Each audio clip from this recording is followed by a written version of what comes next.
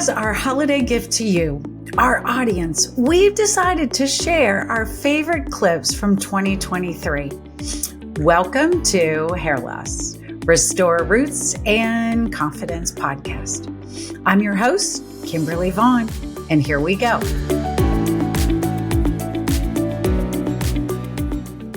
So, explain a little bit about what Andropause means. I know, yes, I said Andropause. Get ready. So andropause is oftentimes referred to as the male version of menopause. So they now have a name for it. They do. Andropause is defined as a decline in the androgen hormone testosterone. Androgen hormone testosterone. What does that mean? There are hormones that initiate puberty. Men and women both have them. The most popular of these androgen hormones is called testosterone. What are the symptoms? I mean, you said a moment ago, right? Hair loss comes and goes for women as well as for men. But is there a time in someone's life when they see that this testosterone level changes? If you have too high of testosterone, you could lose hair. So there is a sweet spot that we all need to stay in to keep our hair from falling out.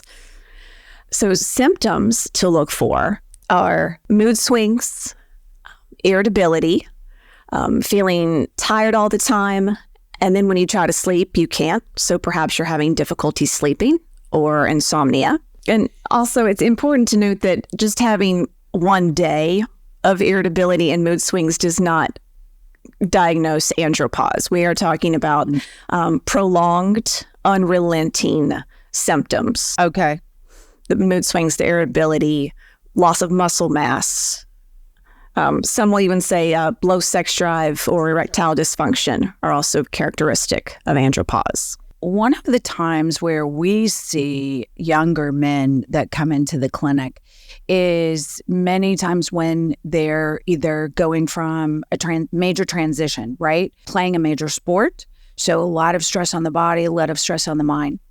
Moving from high school into college. So an attorney that is trying to get through law school and take their bars.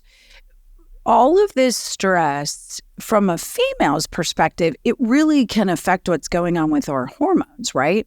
And testosterone's a hormone. Yes, the stress will definitely lower testosterone levels, and then it's a catalyst. So if you're stressed, then you're not going to sleep. Well, if you don't sleep, then your testosterone lowers. At HPIHair Partners, we talk a lot about this to our clients and to our men, just about, hey, if your testosterone levels are a little bit lower after trichology labs are run or alopecia diagnostic testing is performed, and if someone doesn't want to take any type of medication, because we know that, as you said earlier, too high testosterone is certainly taking us down the path of hair loss. So it's only compounding on a situation that we're trying to correct. But getting to the gym is important, right? Because lifting weights, what about running and just walking and cardiovascular work? Does that help build our testosterone as well?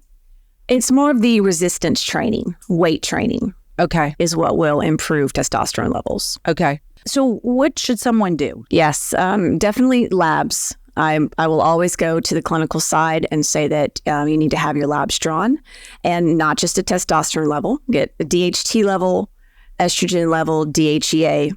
Yes. Follicle stimulating hormone, luteinizing hormone. Get a whole hormone panel drawn to see where you stand. There are also some natural supplements. Okay. That individuals can take. Saw palmetto is a very popular one.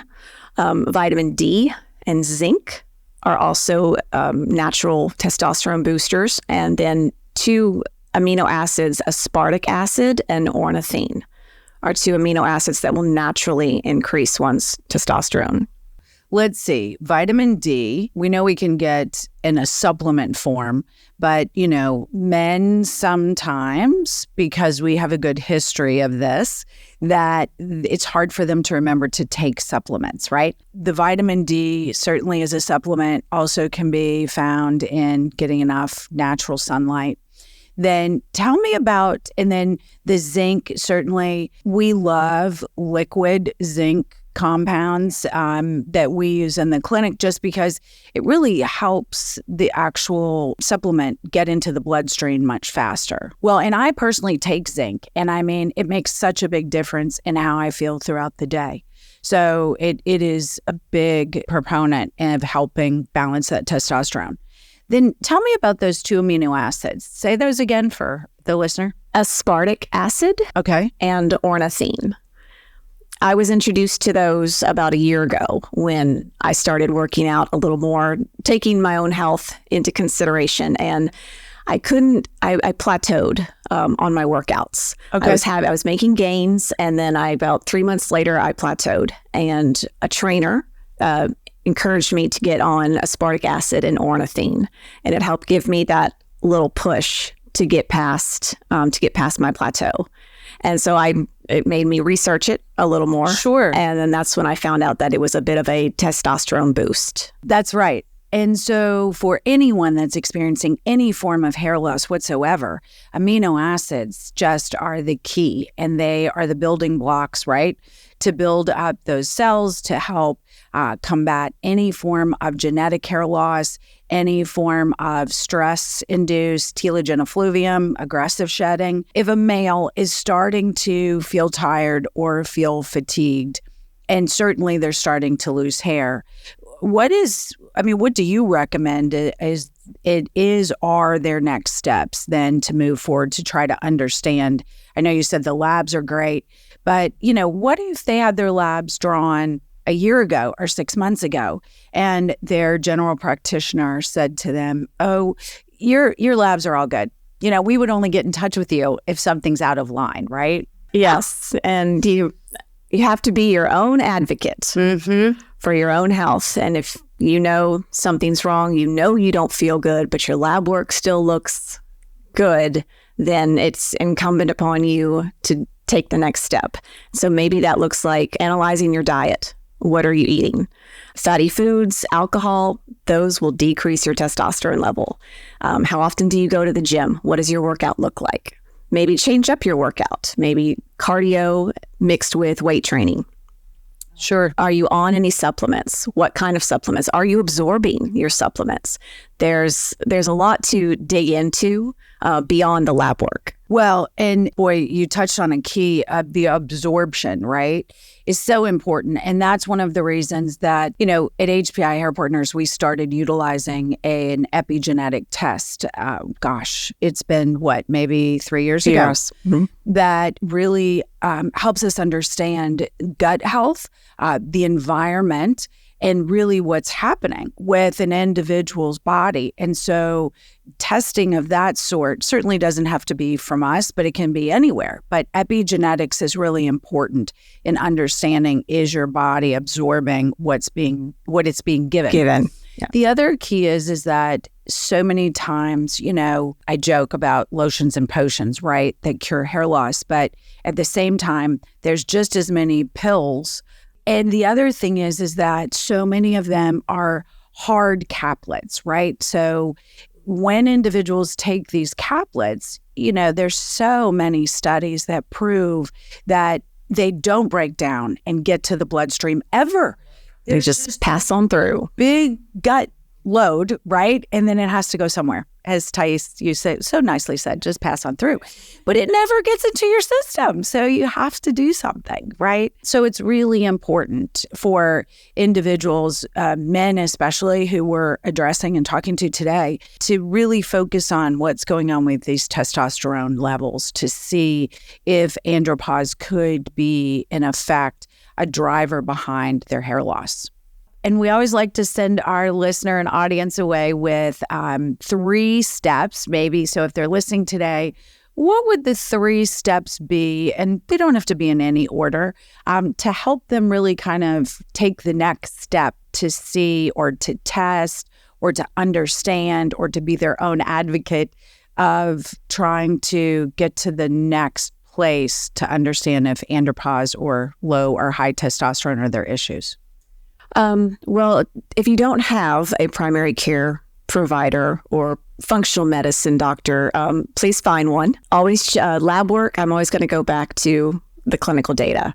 That's my background. So lab work first. Have a men's wellness exam, which could look like checking your prostate, colon, heart health, blood pressure. So definitely get established with a doctor and have lab work drawn. Then the next step would be consider your diet and exercise. For sure. So we're going to kick it off today with our first topic, starting hormones and hormone imbalance and how that affects specifically women, right? And what happens as we age and how does all of this impact our hair? We have a wonderful guest. We're with Dr. Ellington today, and she is the founding partner of the women's group of Franklin, located in Tennessee. She's been in the industry and running her clinic since 1996. She graduated with honors at Vanderbilt and then moved on to her residency in the best state in the world, Kentucky. Well, hormones, as women very much know, kind of run their lives from puberty through menopause. So my job as an OBGYN is to help them navigate those waters and get through those different stages when their hormones have what I call hormonal hiccups or imbalances, whether it just be a short-term thing or something that's more long-standing, like the lifelong change in menopause. And we know because there's so many effects on the hair and our scalp and our bodies, right? I mean, our cells. So at the end of the day, that still is our hair, skin, and our nails. But it changes throughout the entire course of our lives as women. I mean, when we first start and become into female womanhood, right? And then all the way until we are aging. The progression that you see across those areas must come with differing symptoms, right?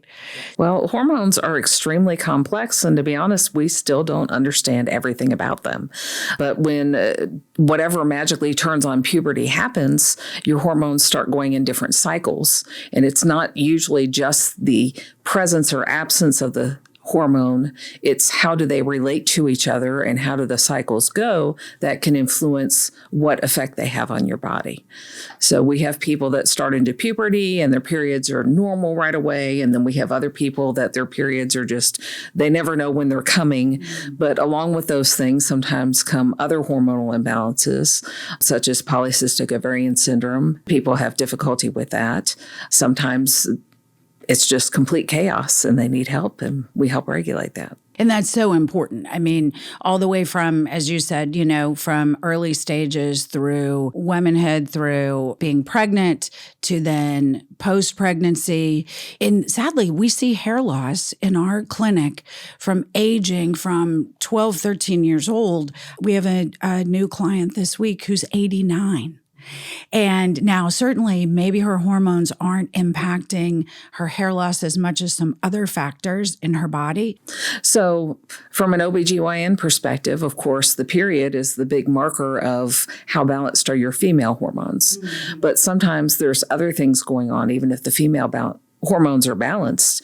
Of course, hair is one of them. Excessive hair growth, not enough hair growth, hair falling out. And then there's other metabolic things like digestion can speed up or slow down, or just many other effects on the body. When we're starting to see these symptoms and experience these, what do we do? I mean, what should our listeners and our audience kind of go in the direction of? Is it having more blood work? Is it seeing a specialty type of a gynecologist or an OB? Number one, really track your symptoms. Sometimes it's hard retrospectively to know really what was going on. So as soon as you think something may be going on, start tracking the symptoms. Keep a calendar. There's apps for that. And then do seek out some professional help. You know, in the case of OBGYN, usually they'll start with their periods, but then we'll discover upon talking to them many other things are out of balance. Very often, yes, blood work is helpful to dig deeper and see, well, what exactly is out of balance here? And that helps us to decide how do we get it back into balance. Well, and I know just from, sitting on the hair loss side, we talk to so many women that come in that will say, oh, my gynecologist doesn't want to run labs because the labs aren't going to be accurate depending upon my cycle. Then we'll have others that will say, oh, no, it's just part of growing up or it's part of growing old. You can't win. I mean, you're either growing up or you're getting flippin' old, So I think that's the other issue is that if that is the case and we've been with our gynecologist or for a long time, it's hard. We trust you guys. And so to have someone come back and say, oh, it's just this, when that really isn't the answer that we're looking for. Yes. What do we do? Well, be an advocate for yourself. Speak up. Say, I'd really like you to check these things. Make sure you get a good explanation from your healthcare provider of why they think you should have certain tests or why they think you shouldn't have certain tests. Mm-hmm. And just keep asking the questions so you get your answers.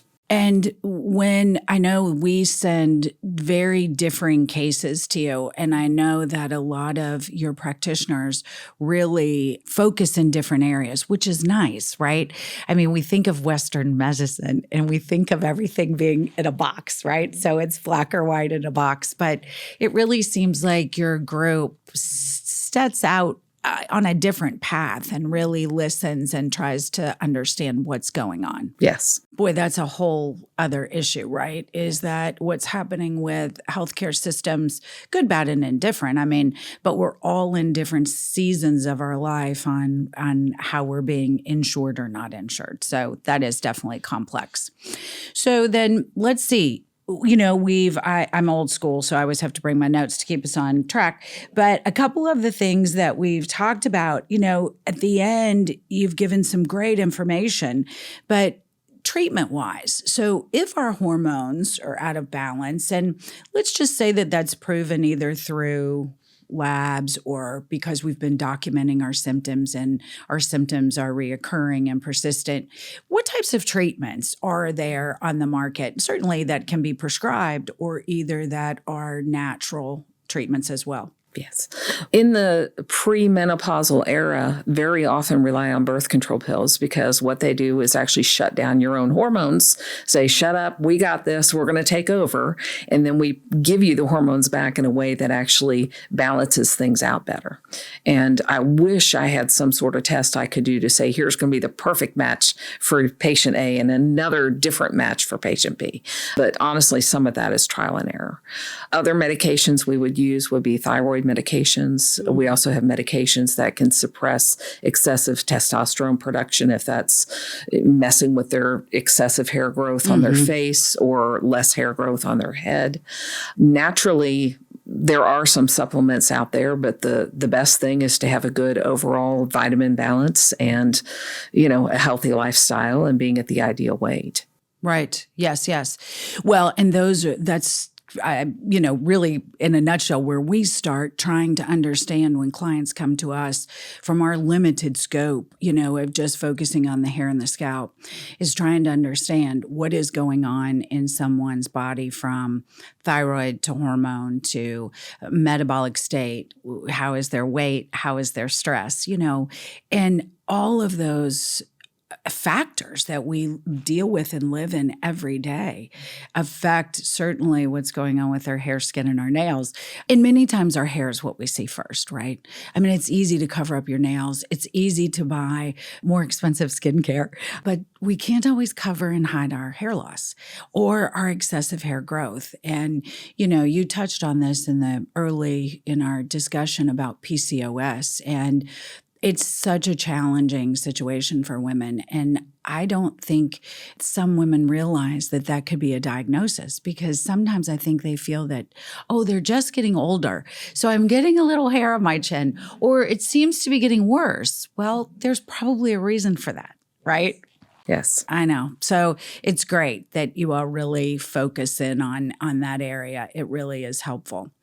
So closing out today, you've given us so many great tips and the listeners some really good ways to focus and to try to advocate for yourself, as you mentioned, and really step up, and be the voice for you. Well, when it comes to hair growth, especially, just being in a good vitamin balance. So most people in this day and age don't get the natural vitamins they need. So I always start with a multivitamin. Just make sure you cover up most of the vitamins. And then again, see your healthcare provider, see if there's any other things that need to be checked, like your thyroid or other hormones, to make sure you're not just kind of what I call treading water and not really going to get anywhere. You're just kind of keep yourself from getting worse, possibly, but to really improve things and make sure we get to the root of the problem so it doesn't continue to progress. Again, seeking that medical advice and trying to get to the core of the problem. Oh, great advice. Thank you so much. So I hope you've learned a few things today. Well, we're excited to jump in. We have a big show and we're talking about testosterone and the effects of what testosterone does and how it plays a key role in our hair loss and also our overall health. So tell us about it. Well, testosterone is a growth hormone.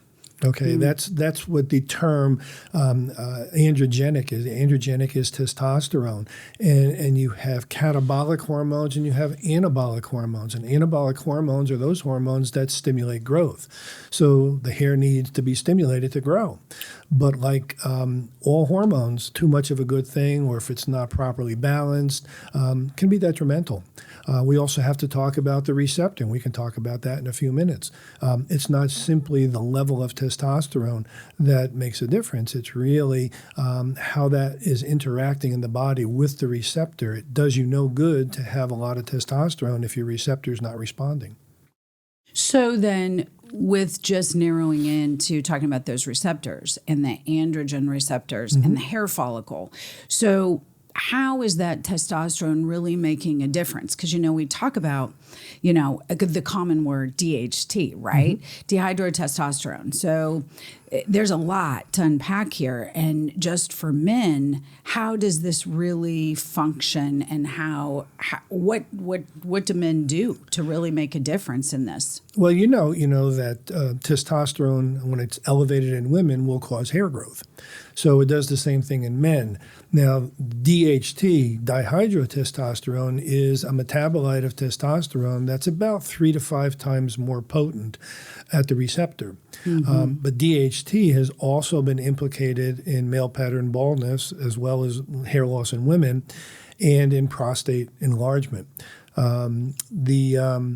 The amount of DHT in the blood doesn't necessarily correlate with some of those things. So it's more than just having DHT in the blood. That DHT has to be converted in the hair follicle from testosterone. And there's an enzyme that does that conversion, and that enzyme is under genetic control. So just because you have a high level of DHT, it doesn't mean that you're necessarily going to lose hair. As we get older, our hair follicles become less sensitive and we tend to thin our hair. I can tell you that when I look back at my medical school graduation, I had a very different head of hair, but I still have a pretty good head of hair. Right. Okay. And it really has to do with the genetic activity of that enzyme, and that varies from patient to patient. And the enzyme that you're speaking of specifically is 5-alpha reductase. That's correct. Yes. So I think, that enzyme has really gained popularity over the last few years just because of the FDA clearing the new alopecia areata drug, which is an autoimmune form of hair loss. So when we think about that, and we know from at least all of the information that's on the World Wide Web about 5-alpha reductase medications lowering the immune system or causing effects to the body, how does that, if we're supporting it or we're trying to help and boost or either downplay the 5-alpha reductase 5, depending upon where that enzyme is in its development, How does that make a difference then for genetic men's thinning? I mean, could that medication be used for someone such as a 25-year-old that is just having genetic hair loss? Yes. Now, the thing is that that the hair loss in men is linked to the mother's side of the family. So for guys, you want to look at your maternal grandfather, and that'll give you an idea of what your hair might look like when you get older. I hope you enjoyed this special edition of Hair Loss Restore Roots and Confidence. This is our podcast, and we're so glad that you tuned in. Please join us for our next episode, which will be dropping real soon. And as for always, make it a great hair day and a wonderful holiday season. Bye-bye.